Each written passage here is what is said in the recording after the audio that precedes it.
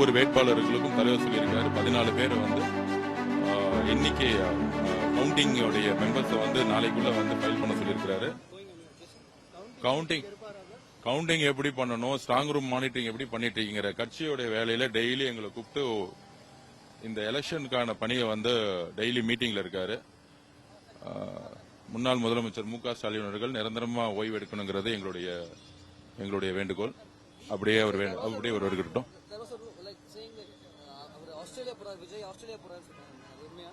ஆஸ்திரேலியால நாளைக்கு 3 கிளம்ப போறாரு.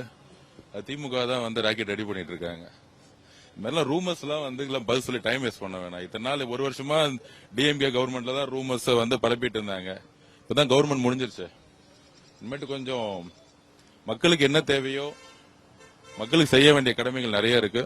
அதை பத்தி எங்களோட தலைவர் சிந்திச்சிட்டு இருக்காரு. கட்சிக்கான பணியில் இருக்கிறாரு. கவுண்டிங் டே அன்னைக்கு என்னென்ன செய்யணுங்கிறத நேற்றுதான் வந்து எங்களை கூப்பிட்டு எல்லாத்துக்கும் இன்ஸ்ட்ரக்ஷன் கொடுத்தாரு. எல்லா வேட்பாளர்களுக்கும் எங்க தலைவர் இன்ஸ்ட்ரக்ஷன் கொடுத்துட்டு இருக்காரு. சோ எங்களை பொறுத்த வரைக்கும் ரொம்ப ஸ்ட்ராங்கா கவுண்டிங் டே அன்னைக்கு மக்கள் மிகப்பெரிய 50 வருஷம் கழிச்சு மாற்றத்திற்கான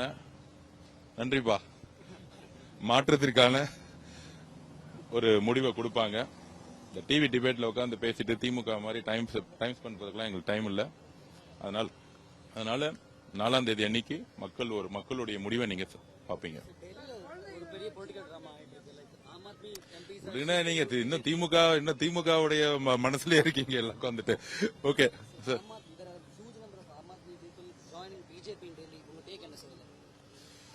அது நீங்க அவருடைய கெஜ்ரிவால் அவர்கிட்ட தான் கேட்கணும். சோ நான் எங்களை பொறுத்த வரைக்கும் தேர்தலில் முக்கியமா ஸ்ட்ராங் ரூம்ல ஒவ்வொரு வேட்பாளர்களுக்கும் தலைவர் சொல்லியிருக்காரு. 14 பேரை வந்து எண்ணிக்கை கவுண்டிங் உடைய மெம்பர்ஸை வந்து நாளைக்குள்ள வந்து ஃபைல் பண்ண சொல்லியிருக்காரு. அட்வொகேட்ஸ் டீம் வந்து ரெடி பண்ண சொல்லியிருக்காரு. ஸோ ஜூம் மீட்டிங்ல வந்து அட்டன் பண்ணிட்டு இருக்காரு மீட்டிங். ஸோ கவுண்டிங்கான அனைத்து கட்ட பணிகளையும் தலைவரும் சரி, அடுத்த கட்டத்தில் இருக்கக்கூடிய நிர்வாகிகளும் சரி, தமிழ்நாட்டில் 234 பேரும் வேட்பாளர்களும் இன்னைக்கு வந்து அந்த ஒர்க்ல ஃபுல்லா போக்கஸ் பண்ணிட்டு இருக்கோம். கவுண்டிங்ல ஒரு சிறு அளவிலும் ஒவ்வொரு வாக்கும் மக்கள் வந்து டிவி கேக்கு தலைவர் அவர்கள் முதலமைச்சர் ஆகணும்னு சொல்லிட்டு எல்லா இடத்துலயுமே ஓட் போட்டிருக்காங்க.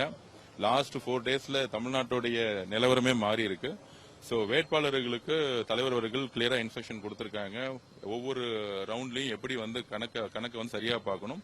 நம்பிக்கையானவர்கள் கரெக்டா கவுண்டிங்ல இருக்கக்கூடிய டேட்டா தெரிஞ்சவங்களை வந்து ஒவ்வொருத்தங்களும் வேட்பாளர்கள் அப்பாயின்மெண்ட் பண்றதுக்கான ஃபுல் சுதந்திரம் தலைவர் கொடுத்திருக்காரு. மாவட்ட செயலாளர்கள் சரி, கட்சியில் இருக்கவங்க சரி, அதுக்கான பணிகளை முழு சுதந்திரமா இருக்கிறாங்க. 234 தொகுதிகளையும் இந்த ஸ்ட்ராங் ரூம் சொல்லக்கூடிய இடத்துல எவ்ரி 8 ஹவர்ஸுக்கு வந்து தமிழக வெற்றி கழகம் வந்து ஆள் நியமிச்சிருக்காங்க. வேட்பாளர்களும் சரி, மாவட்ட செயலாளர்களும் சரி ஆள் நியமிச்சிருக்காங்க. சோ 3 ஷிப்டின் அடிப்படையில ஃபுல்லா வந்து ஸ்ட்ராங் ரூமை வாட்ச் பண்ணிட்டு இருக்காங்க எல்லா சென்டர்ஸும். அந்தந்த வேட்பாளர்கள் ஒரு நாளைக்கு 3 முறை வந்து குறைந்தபட்சம் 3 முறை வந்து விசிட் பண்ணணும்னு தலைவர் வந்து அறிவுறுத்திருக்காரு. சோ அதற்கான பணிகள் வந்து எல்லா வேட்பாளர்களும் சரி, எங்களுடைய கட்சியும் சரி, அதுக்கான பணிகளை நாங்க இருக்கிறோம்.